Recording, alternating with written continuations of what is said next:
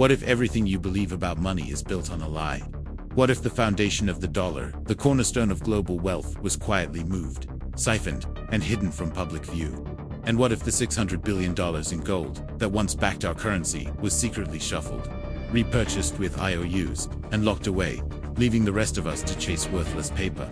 Think about what you feel every time prices soar. Every time your paycheck just doesn't stretch as far as it used to. Every time those nagging questions start creeping in. Why is inflation so high? Why does debt keep piling up? And who really profits when everything collapses? Yet the wealthy just get richer. I'm talking to you. Yes, you. Where are you watching from right now? Drop your city or country in the comments below. I'd love to see where this message is reaching. And if you want the unfiltered truth, not the sugar-coated version the media feeds you, hit that subscribe button. Because by the end of this video, what you thought was money will feel like Monopoly cash. Today, we're going deep into a hidden shift so massive it rewrote the rules of money forever. Let's roll back the clock to a time when gold was the bedrock of currency. In the early 20th century, after two devastating world wars, nations clung to gold like a life raft. It was so much more than just a shiny metal. It was confidence. It was stability. It was tangible proof that money actually meant something. The entire global system was anchored in gold-backed currencies. Dollars, pounds, francs, each one represented real, physical value. But even back then, the cracks were starting to form. Governments began printing more bills than the gold they held in their vaults. They borrowed heavily, they rationed, and yet, every dollar bill still carried that implicit promise. In God we trust, and gold backs me up. Sound familiar? Now, fast forward to the 1960s. The United States was effectively the world's banker, the global creditor. Other nations held US dollars as a substitute for gold itself. But America was spending big, pouring money into the Vietnam War, the Cold War, and vast social programs. By the late 1960s, real gold began to drain from the vaults of Fort Knox and West Point as foreign nations started cashing in their dollars for the real thing. The pressure mounted, and the outflows spiked. Again, sound familiar? Then came the shock. On August 15, 1971, President Nixon went on television and announced that the United States would no longer redeem dollars for gold. In that moment, the world tilted on its axis. The tether that had anchored global finance for decades snapped.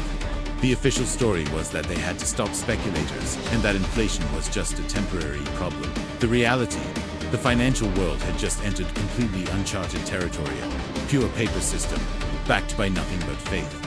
But while the public was being reassured, something else was happening behind closed doors. While we were being told that gold no longer mattered, insiders were quietly re-engineering the very backbone of the dollar. The textbooks called this event the end of the Bretton Woods system. But what really happened was a $600 billion gold shift in operation that was invisible, kept off the books, and was entirely transformational.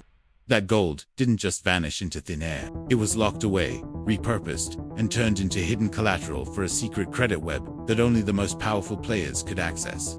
In its place, the world got debt, complex derivatives, and a whole lot of trust in institutions. Does that sound familiar? By the time inflation erupted in the 1970s, people blamed oil shortages, corporate greed, or political turmoil. But the deeper hidden truth was that the real backbone of the system, the gold, was gone. All we had left were promises printed on paper.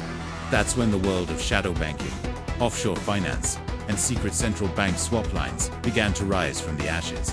The illusion of the new system looked stable from the outside, but underneath, it was already cracking. This is exactly where the official story ends, and the secret one begins. While the public was distracted by soaring inflation and political scandals, a powerful network of central bank insiders gathered in total secrecy. Their goal was simple but audacious: preserve the dollar's dominance without any real gold backing. So they designed something entirely new, a global swap line system that would secretly connect the central banks of America, Europe, and Asia. These weren't public loans you'd ever hear about on the news. They were invisible lifelines, quiet, off-balance sheet credit connections that kept the system afloat.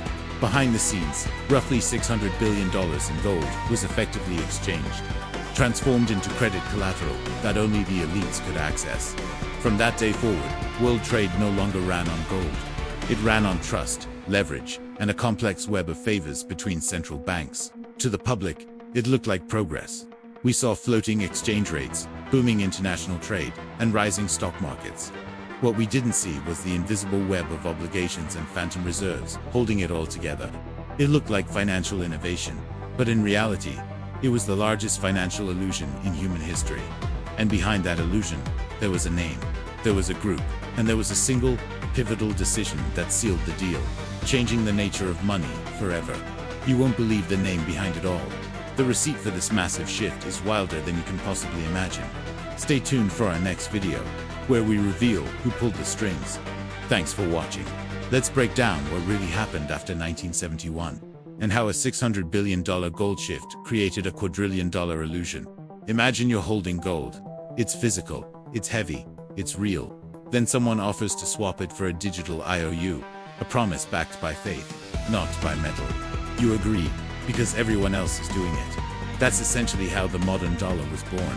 In the early 1970s, central banks quietly pledged their gold reserves into off-book accounts. In return, they issued dollar-denominated credits, what they called reserve assets, which were traded only between major banks. These weren't loans that you or I could ever see on a balance sheet. They were invisible accounting entries, moving through a private, exclusive network of central bank swap lines. By the mid-1970s, this shadow reserve had effectively replaced physical gold in global trade. Oil, commodities, industrial metals were priced in dollars that pointed back to this unseen collateral. It's estimated that roughly 70% of world trade came to rely on these credit lines. Meanwhile, the actual gold, still valued at around $600 billion, stayed sealed in vaults. It never moved. By 1980, the dollars in circulation had exploded to over 2.5 trillion. Think about that. This meant less than a quarter of the global money supply had any real, tangible asset behind it. The rest, it was synthetic credit, created from nothing more than a promise between banks. That's when greed took over, with paper promises now accepted as real money. Financial institutions realized they could build a new empire of financial instruments on top of it. This led to the rise of derivatives contracts that multiplied profits from imaginary collateral. We got mortgage-backed securities, collateralized debt obligations, credit default swaps. Each layer was built on top of the last, stacking risk upon risk. By 2008, the global derivatives market had ballooned to over $600 trillion. That's 1,000 times the value of the hidden gold base it was supposedly built on. This is what's known as moral hazard, but on a planetary scale. The banks knew there wasn't nearly enough real collateral to cover the potential losses if things went wrong. So they just gambled bigger, knowing they were too big to fail. When it all inevitably blew up in 2008, governments stepped in and bailed them out. They protected the illusion instead of exposing the fundamental problem. Every recovery we've seen since has been fake growth, fueled by more debt and quantitative easing. Why? Because the real reserve, the gold, is still frozen. It's untouchable, and every single dollar printed today sits on top of a mountain of invisible leverage that dates all the way back to that $600 billion shift. Think about how this affects your life. Your rent, the price of your groceries, your retirement fund. Every price you face is distorted by that phantom collateral. It's why the rich seem to grow richer, while wages stagnate for everyone else. The wealth machine is designed to feed on borrowed time, and those closest to the credit creation benefit the most. Today, the system is faster, bigger, and fully digital. Those central bank swap lines still exist, but now they're automated, algorithmic, and global. It's the same fundamental structure, just hidden behind complex code and high-frequency trading. The gold never left its vaults. It simply became a ghost anchor for a digital empire. Today, that original $600 billion is propping up hundreds of trillions in global obligations. A single fracture, one critical loss of confidence in the system, and the dominoes will fall far, far faster than they did in 2008. When that happens, there won't be time to print more money or bail everyone out. The result could be currency collapses and pensions wiped out. The next meltdown will be total, because the foundation was never repaired. It was only hidden, covered up with more and more layers of debt. This isn't about mongering. It's just the basic mathematics of leverage. We replace tangible value with promises, and promises always have an expiration date. So here is the question that really matters. Will you keep trusting institutions that are built on borrowed time? Or will you start demanding real, tangible value before the next collapse inevitably arrives? If you've made it this far into the video, you're already part of the small minority that sees through the illusion. share this video, comment below, and let me know where you're watching from. Let's build a community of people who refuse to be fooled again. Because the truth isn't always comfortable, but it's absolutely necessary. We are all living inside a financial mirage, projected from $600 billion of hidden gold. The elites built it. The system feeds it. But we can choose to see it for what it is. So ask yourself, are we any wiser now than we were in 2008? Or are we just walking the same path, wearing better suits and using faster computers? Subscribe for more truth. Because the next chapter of money has already begun, and you deserve to know who's really writing it. Thanks for watching.